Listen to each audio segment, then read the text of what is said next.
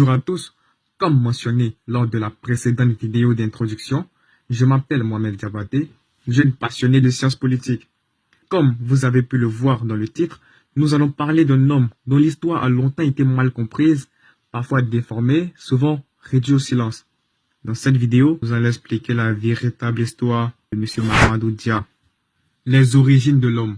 Mahamadou Dia, né le 18 juillet 1910 à Rambol, dans la région de Thiès au Sénégal.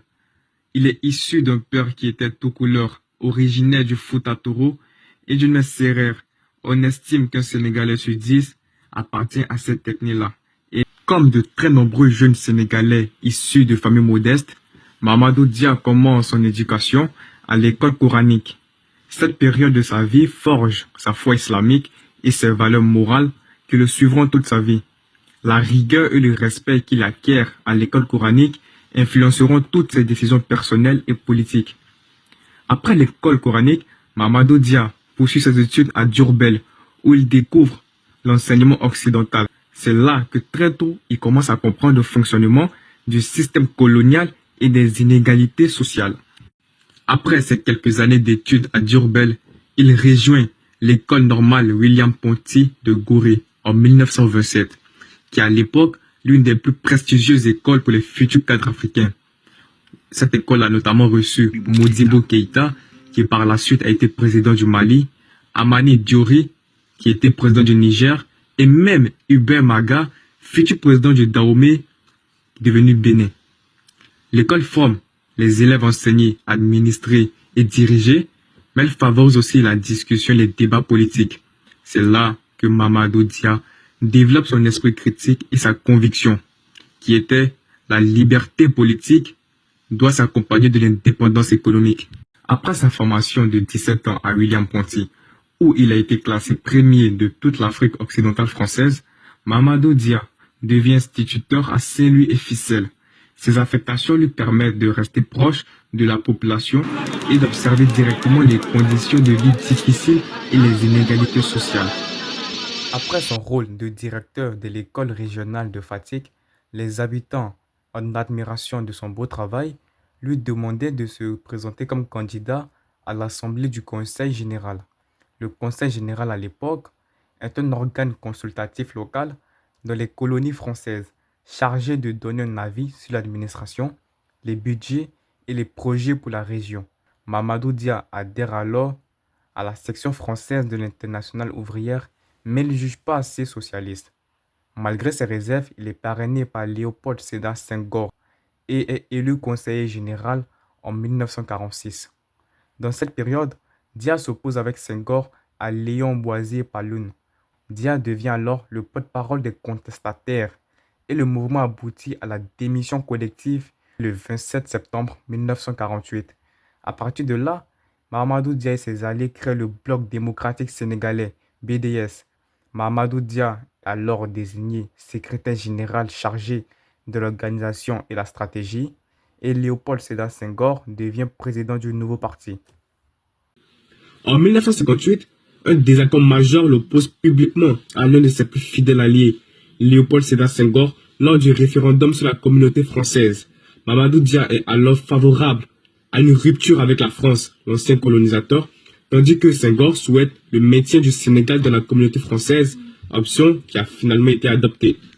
De 1948 à 1956, Mahamadou Dia est député à l'Assemblée nationale française.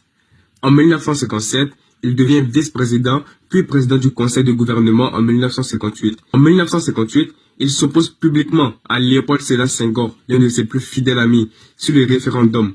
Dia souhaite une rupture avec la France, position proche de Sékou Touré, qui par la suite deviendra président de la Guinée, tandis que Senghor privilégie le maintien du Sénégal dans la communauté française.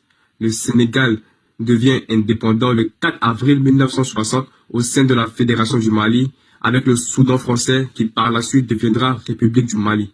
En décembre 1962, les désaccords idéologiques entre Mahamadou Dia, président du Conseil, et Léopold Sédar Senghor, président de la République, atteignent leur paroxysme. Dia défend un socialiste africain. Il veut couper tout lien de néocolonisation avec la France, visant à transformer radicalement la société sénégalaise, tandis que Senghor, lui, privilégie la stabilité et la coopération avec la France. ce qui rend leur opposition de plus en plus irréconciliable.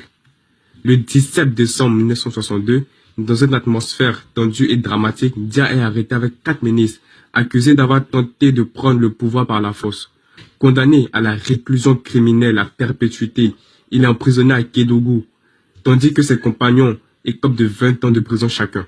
L'homme qui rêvait de transformer le Sénégal en une société libre et juste voit ses rêves brisés.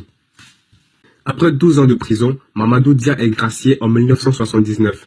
Il tente de revenir en politique, mais ses idées et projets ne trouvent plus d'écho face à l'autorité consolidée de Senghor. Dans ces dernières années, il se consacre à la réflexion, à l'écriture et à la transmission de son expérience. Il publie son livre « Mémoire d'un militant du tiers-monde, ses mémoires de moi », dans laquelle il raconte son engagement politique, ses combats pour l'indépendance et ses idées pour le développement africain. Mamadou Dia s'éteint le 28 novembre 2009.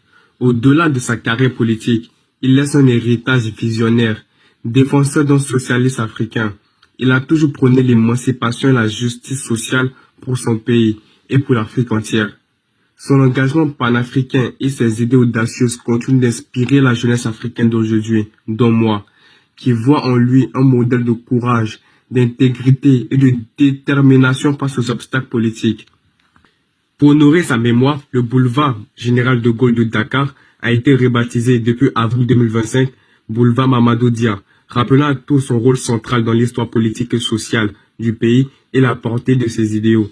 Si cette vidéo vous a plu, abonnez-vous, laissez un commentaire et partagez pour que l'héritage de Mamadou Dia ainsi que tous les prochains héros africains qui seront bordés sur cette chaîne, la jeunesse puisse les connaître et apprendre davantage sur eux.